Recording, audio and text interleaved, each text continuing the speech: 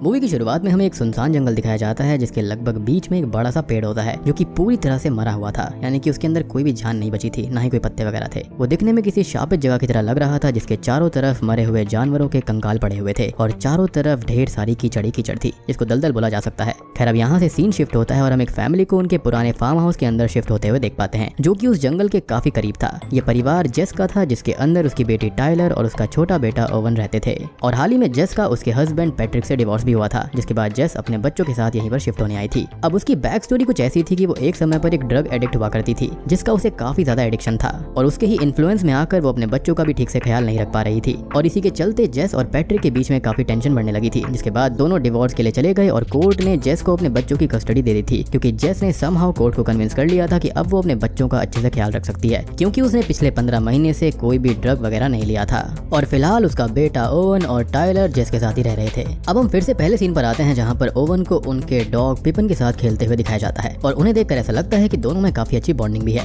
खैर अब ओवन एक स्टंट करता है जिसके अंदर वो कुछ हाइट से कूदता है, हालांकि वो जगह सेफ थी लेकिन इस बात से जेस बहुत घबरा जाती है और उसे ऐसा वापस ना करने के लिए कहती है क्योंकि उसकी छोटी सी भी गलती उसकी कस्टडी यहाँ पर छीन सकती थी। जिसके बाद हम उनके डॉग को जंगल की तरफ अजीब तरह से घूरते हुए देख पाते हैं, जिसके बाद सभी लोग घर चले जाते हैं। रात का सीन दिखाया जाता है जहाँ पर टाइलर जेस से कहती है कि वो लोग कितने दिन के लिए यहाँ पर रहेंगे, जिस पर जेस का कोई भी जवाब नहीं आता। यहाँ पर एक सेम चीज हम वापस नोटिस करते हैं कि उनका डॉग रात को भी जंगल की तरफ ही घूरे जा रहा था, जिस पर जेस इतना ध्यान नहीं देती और सोने चली जाती है। अगले दिन जेस अपने बच्चों को पैट्रिक के यहाँ पर कुछ समय के लिए छोड़ देती है क्योंकि दोनों में अपने बच्चों को लेकर अभी भी पेरेंटिंग की अंडरस्टैंडिंग थी। अब यहाँ पर हम पैट्रिक की नई वाइफ को देख पाते हैं और साथ ही साथ उनके न्यू बॉर्न बेबी को भी। असल में ये पैट्रिक की जो न्यू वाइफ है वो इनकी एक टाइम पर नैनी हुआ करती थी और पैट्रिक और उसका अफेयर हो गया था क्योंकि ऑब्वियसली जेस तो यहाँ पर पूरे टाइम ड्रग्स में ही डूबी रहती थी। पैट्रिक अब जेस को एक एनवलप देता है और उसे एक और चिल्ड्रन कस्टडी ट्रायल के लिए आने को कहता है क्योंकि पैट्रिक चाहता था कि उसके दोनों बच्चे उसके साथ रहें और उसे जेस पर उसके पास्ट की वजह से जरा सा भी भरोसा नहीं था। अब जेस यहाँ से अपने नर्स की जॉब के लिए सीधे हॉस्पिटल जाती है। जी हाँ, वो पेशे से एक नर्स है, जहाँ पर उसकी कलीग उसे एक रिपोर्ट देते हुए कहती है कि उसकी पेशेंट हेलन ने काफी हेल्थ में इंप्रूव किया है, जो सुनकर जेस खुशी में हेलन से मिलने जाती है। लेकिन हेलन इससे ज्यादा खुश नहीं होती। असल में वो एक कैंसर पेशेंट होती है जिसने जीने की सारी इच्छा छोड़ दी थी और जेस उसे मोटिवेट किया करती।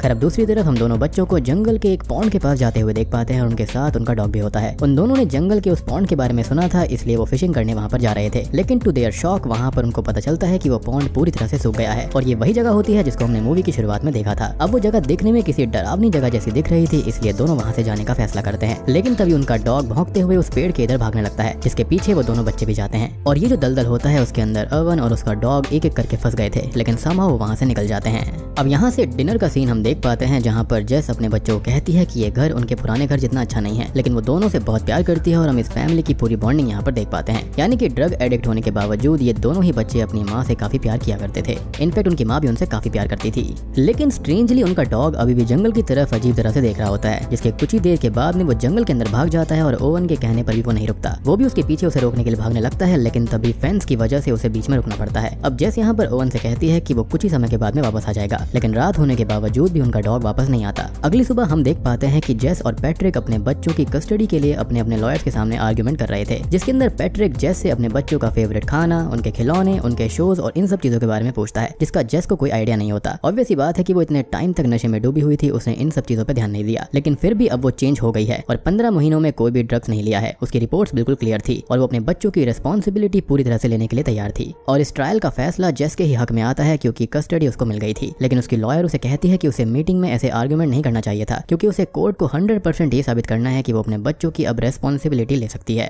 खैर अब जेस जब घर पर आती है तो उसको पता चलता है कि ओवन अपने डॉग के मिसिंग पोस्टर्स बनाकर शहर में फैलाने गया है, जिसको सुनते ही वो जल्दी से अपनी कार लेकर ओवन के पॉसिबल पोजीशन पर पहुंच जाती है और उसके ऊपर चिल्लाने लगती है कि वो अकेले रोड पर बिना हेलमेट के ये क्या हरकत कर रहा है। जेस उसे गुस्से में कार के अंदर बैठने कहती है और ओवन ना चाहते हुए भी कार में जाकर बैठ जाता है। रात को अचानक से ही हम उनके डॉग को वापस जंगल से लौटता हुआ देख पाते हैं और ओवन उसे देखकर बहुत खुश हो जाता है, लेकिन उनको रियलाइज होता है कि उनका डॉग पिपिन अब पहले जैसा नहीं लग रहा था। उसकी आंखें पूरी तरह से चेंज लग रही थी और वो काफी एग्रेसिव था। अब ये लोग कुछ भी करते उससे पहले ही पिपिन ओवन पर अटैक कर देता है और उसे बुरी तरह से काटने लगता है। अब जेस ये सब देखकर पास रखे हुए ऑब्जेक्ट से अपने डॉग को मारने लगती है और तब तक मारती है जब तक वो मारा नहीं जाता क्योंकि वो ओवन को छोड़ ही नहीं रहा था। लेकिन पिपिन के मरने के बाद जेस रियलाइज करती है कि ओवन बेहोश हो गया है और पिंक ने उसे काफी जगह काट लिया था जिससे खून निकल रहा था। अब बिना किसी देरी के अगले ही पल जेस ओवन को लेकर हॉस्पिटल पहुंच जाती है जहां पर उसका ट्रीटमेंट चालू हो जाता है और पैट्रिक भी वहां पर आ गया था। वो उससे पूछता है कि ये सब हुआ कैसे, क्योंकि इसके अंदर भी उसे जेस की ही गलती दिख रही थी। लेकिन वो कहती है कि ये सब पिपिन ने किया है, जो कि एज अ पेट खुद पैट्रिक ने ओवन के लिए लिया था और ये सीन यहीं पर कट हो जाता है।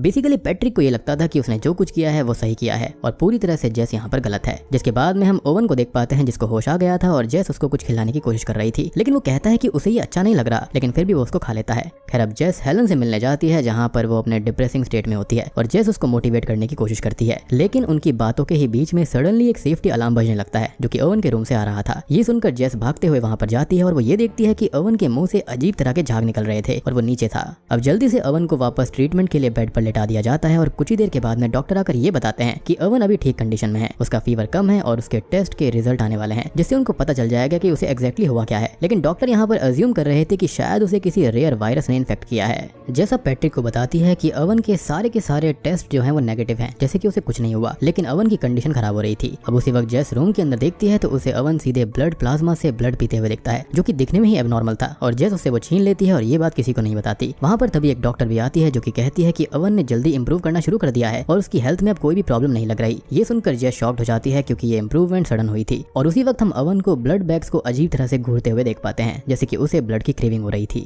अब जेस का बेटा उससे खून पीने के लिए कहता है, लेकिन ऑब्वियसली उसके लिए वो मना कर देती है और डॉक्टर से उसको पता चलता है कि ओवन की रिकवरी बहुत ही अमेजिंग हो रही है, लेकिन ये जेस के लिए काफी अजीब था क्योंकि खून पीने से ऐसा कैसे हो सकता था। अब अगले सीन में जेस और ओवन साथ में सो रहे थे कि तभी वो देखती है कि उसकी तबीयत खराब हो रही है और उसे ये समझ में नहीं आता कि ऐसा क्यों है। इसलिए डॉक्टर्स के जाने के बाद में वो ब्लड बैंक से एक ब्लड बैग चुरा कर ओवन को पीने के लिए देती है और सरप्राइजिंगली ओवन उससे ठीक भी होने लगता है, यानी कि उसको ठीक होने के लिए खून चाहिए था। और आपको याद होगा कि शुरुआत में हॉस्पिटल में होश आने के बाद ओवन कुछ भी खा पी नहीं रहा था, तो वो इसलिए था क्योंकि वो खून को छोड़कर कुछ और पीना ही नहीं चाहता था और खून के बिना वो सरवाइव भी नहीं कर सकता। और इसके बाद में जेस वही करती है जो कि हर माँ अपने बच्चे के लिए करेगी। जेस अब नर्स होने का फायदा उठाते हुए हॉस्पिटल से ब्लड बैग्स चोरी करने लगती है और उन्हें लाकर ओवन को पीने को देती है और कुछ ही दिनों के बाद में ओवन घर भी आ जाता है। साथ ही साथ जेस ने काफी सारे ब्लड बैग्स को चुरा लिया था। जेस अब बड़े ध्यान से ओवन को खून पीने के लिए देती थी क्योंकि बैग्स बहुत कम थे और बार बार हॉस्पिटल से चोरी करना मुश्किल था। साथ ही साथ जेस ओवन की इस कंडीशन पे अपने कॉन्टैक्ट के डॉक्टर्स और कंसल्टेंट से भी बात करने लगती है, लेकिन उसे इस ब्लड क्रेविंग की बीमारी के बारे में कुछ पता नहीं चलता। अब एक दिन जेस घर से बाहर थी और जब वो वापस आती है तो ओवन ने अपनी क्रेविंग के चलते सारे खून की बोतल्स को खत्म कर दिया था। अब जेस हॉस्पिटल से वापस ब्लड बैग्स को लेने जाती है, लेकिन चोरी का शक होने की वजह से हॉस्पिटल ने प्रोटोकॉल्स को चेंज कर दिया था, जिसकी वजह से वो और बैग्स नहीं ला पाती। वो एनिमल ब्लड को ट्राई करती है, लेकिन ओवन को उससे कोई भी फर्क नहीं पड़ता, वो ठीक नहीं होता और अब वो अपनी बेटे की इस कंडीशन को देखते हुए खुद का ही खून उसे ऑफर करने लगती है, जिसको ओवन पीता भी है और उसकी कंडीशन फिर से ठीक होने लगती है। यानी कि अपने बेटे को बचाने के लिए जेस हर एक मुमकिन कोशिश कर रही थी। अब ऑब्वियस ही बात है कि ऐसे खून पिलाना जेस के लिए अच्छा नहीं था, जिसकी वजह से वो काफी कमजोर होने लगती है और उसे कई बार ये भी समझ में नहीं आता कि वो कहाँ पर है और क्या कर रही है। वो बहुत ही ज्यादा वीक होती जा रही थी और इस वजह से उनके घर में एक बार तो आग लगते हुए बच जाती है। अब ये unconditional mother love in scenes में देखने को काफी मिलता रहता है, लेकिन साथ ही साथ ये डिप्रेसिंग भी होता है कि कैसे एक माँ अपने बच्चों के लिए अपने बारे में कुछ नहीं सोचती। अब एक दिन पैट्रिक आकर बच्चों को अपने घर लेकर जाता है और उस वक्त वो जेस की कंडीशन को देखता है। वो देखता है कि जेस कमजोर लग रही है और उसके हाथों पर इंजेक्शन के निशान थे, तो ऑब्वियसली यहाँ पर वो उसको उल्टा समझता है। उसको लगने लगता है कि वो फिर से ड्रग्स ले रही है, जिसके बाद में जेस यहाँ पर बेहोश हो जाती है। तभी जेस एक बहुत ही खतरनाक काम करती है, वो हेलन को ही किडनैप कर लेती है लिफ्ट देने के बहाने से और उसको बेसमेंट के अंदर चेयर से बांध देती है। अब हेलन को बेसमेंट के अंदर होश आता है, उसको समझ में नहीं आता कि वो कहाँ पर है। जेस यहाँ पर उसे अपने बेटे की कंडीशन बताने की कोशिश करती है, लेकिन हेलन कुछ नहीं समझती और उसके अंदर अब जीने की इच्छा भी जागरूक हो गई थी, जो कि जेस नहीं करी थी। अब जेस को ना चाहते हुए भी हेलन के मुंह को बंद करना पड़ता है और फोर्सफुली उसका खून निकालना पड़ता है। ये जेस के लिए काफी डिप्रेसिंग होता है क्योंकि हेलन उसकी पेशेंट थी, लेकिन अब उसको अपने बेटे के लिए ये सब करना पड़ रहा था। अब ऐसे ही ये सिलसिला चलने लगता है और जेस हेलन का ब्लड निकाल कर ओवन को रोज देने लगती है और हम ओवन के अंदर भी चेंजेस नोटिस कर पाते हैं, जैसे कि उसकी आंखों का कलर थोड़ा बदलने लगता है और जब उसको ब्लड की क्रेविंग होती थी उसका आंखों का कलर चेंज होता था और उसको वार्म ब्लड बहुत अच्छा लगता है, जो कि सीधे बॉडी से कुछ समय पहले निकला हो या फिर वो डायरेक्टली किसी की बॉडी से पी ले, जैसे कि वैम्पायर्स होते हैं बिल्कुल वैसे ही। लेकिन यहाँ पर वैम्पायरिज्म के साथ साथ यहाँ पर और भी चीजें हैं जिसके बारे में थोड़ी देर में बात होगी। जेस सब कुछ मैनेज करती है और बेसमेंट को हमेशा ही लॉक करके रखती है। साथ ही साथ वो टाइलर को कहती है कि उसे बेसमेंट में नहीं जाना, लेकिन क्यूरियस होकर एक दिन टाइलर उसके अंदर पहुंच जाती है और वहां पर वो हेलन को देखकर शॉक्ड हो जाती है। टाइलर हेलन को छुड़ाने की भी कोशिश करती है, लेकिन तभी वहां पर जेस आ जाती है और उसको वो सारी बातें बताती है कि उसके भाई के साथ में क्या हुआ है। अब टाइलर विश्वास नहीं करती कि उसके भाई को कोई ऐसी डिजीज है, लेकिन फिर भी वो अपनी मॉम की बातों को मान लेती है और हेलन के बारे में किसी को ना बताने का फैसला करती है। खैर कुछ ही समय के बाद में पैट्रिक दोनों बच्चों को लेने आता है और जेस ओवन को जाते हुए एक खून की बोतल दे देती है। खैर अब पैट्रिक का पूरा परिवार साथ में एंजॉय कर रहा होता है कि तभी पैट्रिक की वाइफ की उंगली पे कट हो जाता है और ऑब्वियसली यहाँ पर ओवन के सामने ब्लड पीने की क्रेविंग शुरू हो जाती है। ये चीज टाइलर नोटिस करती है, इसलिए वो उसको उसी ब्लड की बोतल को पीने के लिए देती है। उसे बिलीव हो गया था कि ओवन को सच में ब्लड की क्रेविंग होती है और उसके बिना वो सर्वाइव नहीं करेगा। अब हेलन बेसमेंट से भागने की कोशिश करती है, लेकिन जेस उसे मार कर बेहोश कर देती है, जिसके अगले ही सीन में हम 2 ऑफिसर्स को जेस से मिलने आते हुए देख पाते हैं, क्योंकि हेलन यहाँ पर मिसिंग थी। वो कहती है कि उसने तो उस दिन खाली हेलन को ड्रॉप किया था। ये सारी बातें हेलन बेसमेंट से सुन रही थी, लेकिन वो बंद होने की वजह से कुछ भी नहीं बोल पाती। दोनों बच्चे वापस घर पर आ जाते हैं और तब तक हेलन बेसमेंट से बाहर भागने में कामयाब हो जाती है। जैसे ही जेस को ये बात पता चलती है, वो हेलन को हर जगह ढूंढने लगती है, लेकिन हेलन खुद को बचाने के लिए जंगल की तरफ भाग रही थी, जहाँ पर रास्ते में फेंस उसको नहीं दिखता और उसी में आकर उसका गला कट जाता है, जिससे उसकी मौत हो जाती है। अब हेलन को फॉलो करते हुए वहाँ पर ओवन भी आता है, जो कि किसी मॉन्स्टर की तरह उसकी बॉडी से ही ब्लड पीने लगता है। जैसे कि मैंने बताया था कि उसको वार्म ब्लड पसंद था और ये चीज जेस भी देख लेती है, जिससे वो डर जाती है। अब खून की कमी की वजह से ओवन के अंदर काफी ज्यादा चेंजेस होने लगते हैं और वो बहुत ही अजीब हो जाता है, एग्रेसिव हो जाता है, जिससे टाइलर डरने लगती है। अब इन सब को सोचते हुए टाइलर को याद आता है कि जब वो वहाँ पर पेड़ पर गए थे और उस कीचड़ के पास में गए थे, यानी कि दलदल के पास में, वहीं से ये सब शुरू हुआ था। वो उसी पेड़ के पास में जाती है तो उसे वहाँ पर अजीब तरह की आवाजें आते हुए फील होती है, जिसके बाद वो वापस आ जाती है। दूसरी तरफ जेस अपने ब्लड को निकाल कर ओवन को पीने के लिए देती है, लेकिन हम ओवन की आंखों में सेम वैसा ही एग्रेशन और कलर देखते हैं जो कि हमने उनके डॉग की मौत से पहले उसकी आंखों में देखा था। यानी कि यहाँ पर ओवन पूरी तरह से एक डिमोनिक एंटिटी में बदलता जा रहा था, जो कि खून की प्यासी होती है। अब एक दिन पैट्रिक चाइल्ड सेफ्टी वालों को लेकर सीधा जेस के घर पर पहुंच जाता है, क्योंकि जेस पे इल्जाम ये लगा होता है कि ओवन काफी दिनों से स्कूल नहीं गया है, तो वो उसका ठीक से ध्यान नहीं रख रही थी। और पैट्रिक को यहाँ पर यकीन था कि जेस ने फिर से ड्रग्स लेना शुरू कर दिया है, जिसके बाद दोनों बच्चों को चाइल्ड सेफ्टी वाले ले जाते हैं। अब जाते हुए जेस टाइलर को ओवन के लिए थोड़ा सा बॉटल ब्लड में डाल देती है, जो कि उसके लिए काफी नहीं था, और होता भी ऐसा ही है। पैट्रिक के घर पर जाकर ब्लड की क्रेविंग की वजह से ओवन पैट्रिक के न्यू बॉर्न बेबी को ही मारने की कोशिश करने वाला था, लेकिन एंड टाइम पर टाइलर आकर उसको रोक लेती है और फैसला करती है कि वो उस पेड़ को जला देगी, जिसकी वजह से ये सब हुआ है, क्योंकि उसको ऐसा ही लग रहा था। अब दोनों साइकिल पर उसी पॉन्ड के पास में जाने लगते हैं और टाइलर ने बर्नर भी अपने पास रख लिया था। दूसरी तरफ पैट्रिक दोनों के मिसिंग होने की वजह से जेस के पास में चला जाता है, क्योंकि उसको लगता है कि वो दोनों वहीं पर गए होंगे। लेकिन जैसे ही ये बात जेस को पता चलती है, वो समझ जाती है कि वो दोनों बच्चे पेड़ के पास में गए होंगे, इसलिए वहां पर वो निकल जाती है।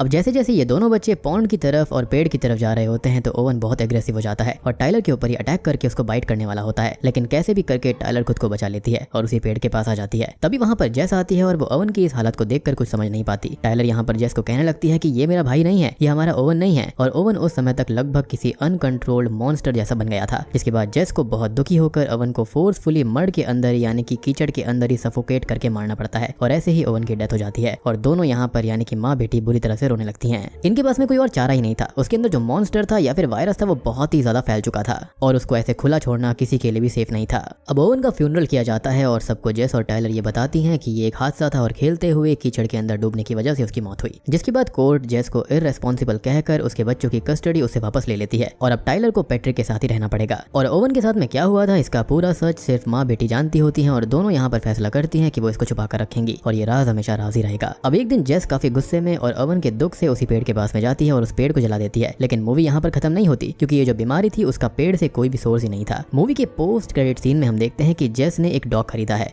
और वो उसके साथ खेल रही है। तभी खेलने वाली जो बॉल होती है वह थोड़ी दूर जंगल के अंदर चली जाती है और वो डॉग भी थोड़ा उसी जंगल के अंदर चला जाता है और तब वो वैसे ही जंगल की तरफ देखने लगता है जैसे कि उनके पिछले डॉग ने देखा था और ये चीज जेस को फिर से डरा देती है और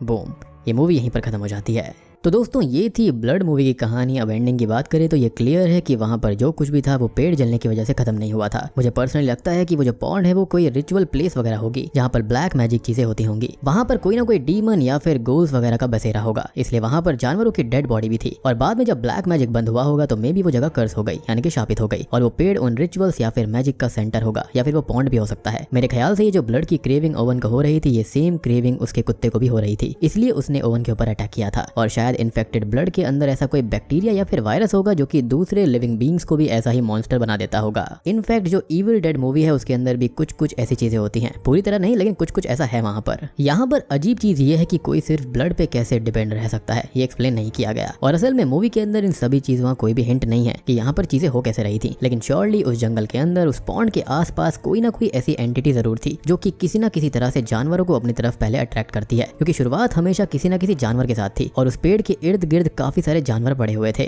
तो मेरे ख्याल से ये जो भी चीज है वो सबसे पहले यहाँ पर जानवरों को इन्फेक्ट करती है, उसके बाद में ह्यूमंस के अंदर आ सकती है। शायद से ये डायरेक्टली इंसानों को नुकसान नहीं पहुंचा सकती। हो सकता है किसी तरह का म्यूटेशन होगा, कोई बैक्टीरिया, कोई वायरस या फिर वैम्पायरिज्म भी हो सकता है। लेकिन मुझे अभी भी लगता है कि ये कोई डीमन है या फिर कोई ना कोई गोल है। और यही चीज इस मूवी को काफी इंटरेस्टिंग बनाती है कि पूरे टाइम हम सस्पेक्ट करते रहते हैं कि जंगल के अंदर ऐसी चीज है क्या। और जो भी नेगेटिविटी थी वो उस पॉन्ड एरिया के आसपास ही थी और एनिमल्स को यानी कि डॉग्स कैट अट्रैक्ट करती होगी। तो